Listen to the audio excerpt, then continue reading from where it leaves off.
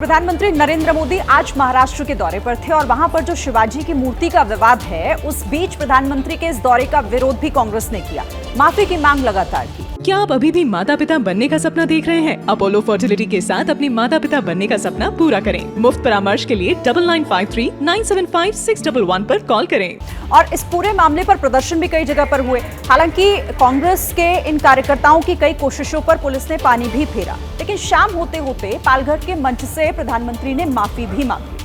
पहले आप जरा देखिए प्रधानमंत्री ने कहा क्या, फिर माफी से पहले महाभारत क्या थी वो भी आपको दिखाऊं।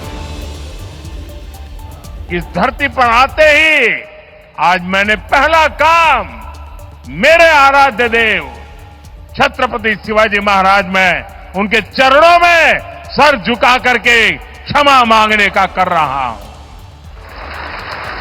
और इतना ही नहीं, जो लोग छत्रपति शिवाजी महाराज को अपने आराध्य देव मानते हैं, उनके दिल को जो गहरी चोट पहुंची है, मैं ऐसे आराध्य देव की पूजा करने वालों को भी, उनकी भी सर झुका करके क्षमा मांगता हूं।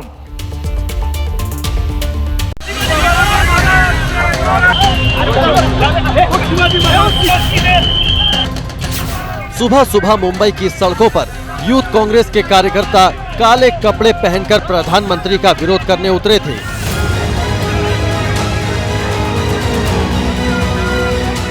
यूथ कांग्रेस अध्यक्ष अखिलेश यादव के नेतृत्व में ये लोग मुंबई के बीकेसी में सड़क पर निकले थे। जो सड़क पर निकले उन्हें पुलिस ने इस अंदाज में हिरासत में लिया। जो नेता घर में थे उन्हें या तो पुलिस घर से ले गई या फिर घर के बाहर पहरा लगाकर अंदर ही रहने को मजबूर कर दिया। अगली तस्वीर देखिए, इसमें मुंबई कांग्रेस के कार्यकारी अध्यक्ष नसीम खान हैं, जो समर्थकों के साथ सड़क पर निकलना चाह रहे थे। समर्थकों के साथ छत्रपति शिवाजी की मूर्ति को लेकर नारेबाजी करते हुए निकले और पुलिस ने सबको हिरासत में ले लिया। अब अगली तस्वीर देखिए, इसमें कांग्रेस के विधायक असलम शेख हैं, जिन्हें पुलिस ने हिरासत में ले लिया। कांग्रेस के विधायक अमीन पटेल को भी पुलिस ने सड़क पर उतरने नहीं दिया और हिरासत में ले लिया। लेकिन असली ड्रामा हुआ मुंबई कांग्रेस की अध्यक्ष और सांसद वर्षा गायकवाड़ के घर के बाहर। वर्षा के घर के बाहर सुबह से ही पुलिस वालों की तैनाती कर दी गई थी। वर्षा बीकेसी जाना चाह रही थी, लेकिन पुलिस ने ना तो किसी को अंदर जाने दिया ना बाहर। वर्षा गायकवाड़ अपने तमाम जो कार्यकर्ता हैं, नेता हैं, उनके साथ इकट्ठा है और उनको घर के अंदर ही नज़रबंद किया गया है।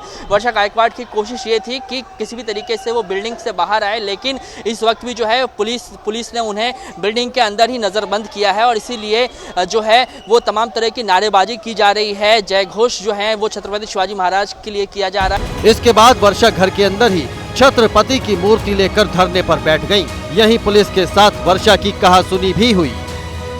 बाद में पुलिस ने वर्षा को हिरासत में ले लिया और अपने साथ वैन में बैठा कर ले गई। हमने मांग क्या की थी?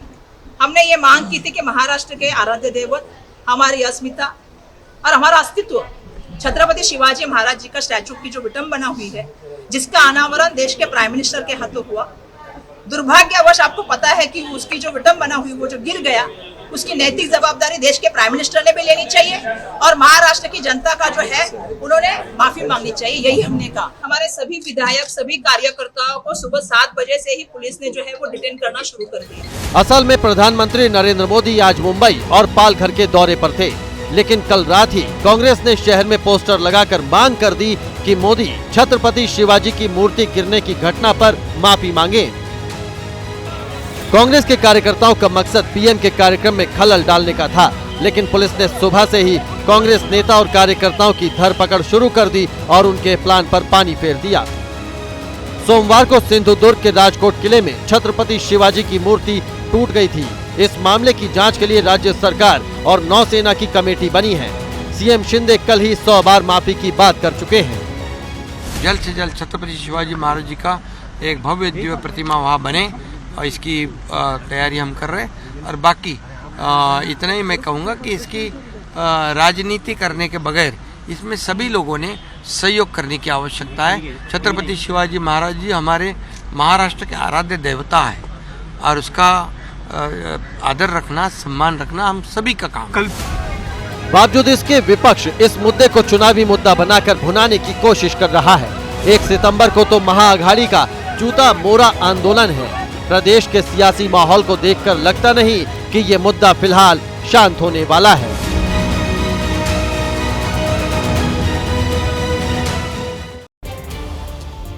महाराष्ट्र में शिवाजी महाराज की मूर्ति को लेकर बवाल मचा हुआ है और इन सब के बीच कुछ ऐसी पार्टियां भी हैं, कुछ ऐसे नेता भी हैं जो इसमें अपना सियासी भविष्य भी तलाश रहे हैं।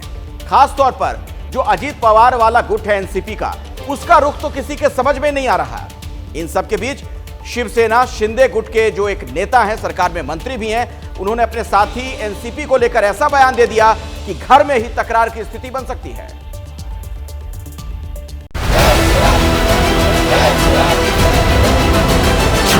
चुनावी मौसम में महाराष्ट्र का सियासी मूड क्या है, ये किसी पहेली से कम नहीं। छत्रपति शिवाजी की मूर्ति के बहाने सरकार अपनों के निशाने पर। डिप्टी सीएम और एनसीपी के प्रमुख अजीत पवार आज सुबह सिंधुदुर्ग के राजकोट किले में पहुंच गए। इससे पहले गुरुवार को एनसीपी के कार्यकर्ताओं ने सड़क पर उतरकर मूर्ति गिरने की घटना के विरोध में अपनी ही सरकार के खिलाफ प्रदर्शन किया। एक तरफ एनसीपी का ये रुख समझ से परे है, दूसरी तरफ शिंदे की शिवसेना के नेता और सूबे के मंत्री तानाजी सावंत ने एनसीपी को लेकर ऐसा कह दिया जो गठबंधन की गांठ को कमजोर करने के लिए काफी है। तानाजी कह रहे हैं एनसीपी वालों के साथ बैठने पर उन्हें उल्टी आती है। आप खुद सुनिए। कधीही या विषयात काँग्रेस आणि राष्ट्रवादीचं माझं जमलेलं नाही। शिकत असल्यापासून आतापर्यंत ही वास्तव जायचं गोष्ट आहे। जसं एनर्जी म्हणतोय गुढी खाली उलट्यावाला चालवतात त्या अवस्था आहे। कारण ते विचार परिपूर्ण भिडलेले आहेत अंगामध्ये, त्याच्यामुळे ते शक्य आहे। आज जरी आम्ही कॅबिनेटला मांडीला बसलो असलो तरी सुद्धा बाहेर आल्यानंतर उलट्या। इस बयान का सियासी इफेक्ट क्या होता है ये तो आने वाला वक्त बताएगा। कार्यकर्ताओं के मन में इस तरह की भावना है कि ऐसे लाचार होकर सत्ते में बैठने से अच्छा है कि सत्ता से बाहर निकलो। हम कोई लाचार नहीं है। अजीत दादा हो या हमारे पार्टी के नेता हो, इतने छोटे नहीं है कि तानाजी सावंत जैसे लोग जो है इस तरह से बयानबाजी करते रहे और फिर भी हम चुप बैठे। ऐसा हो ही नहीं सकता है। इसलिए मेरा मुख्यमंत्री से अपील है, एक तो तानाजी सावंत को मंत्रिमंडल में रखिए, नहीं तो हमें छोड़ दीजिए, हम निकलते हैं बाहर। अब बताइए अजीत दादा पवार के हाथ क्या लग रहा है? अजीत दादा पवार के खिलाफ कभी आरएसएस बोल रही है, कभी तानाजी सावंत, कभी कोई और। तो अजीत दादा पवार, आपको सोचना चाहिए कि आपके हाथ क्या लगा। आप तो इतने बड़े नेता कहलाते थे, मुख्यमंत्री का सपना देखते थे।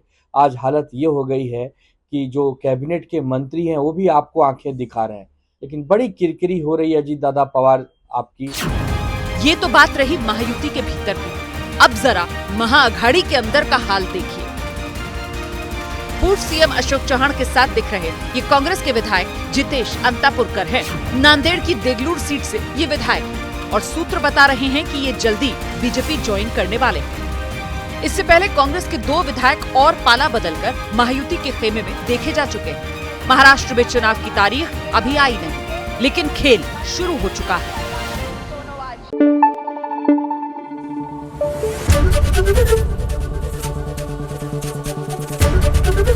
एबीपी न्यूज आपको रखे आगे।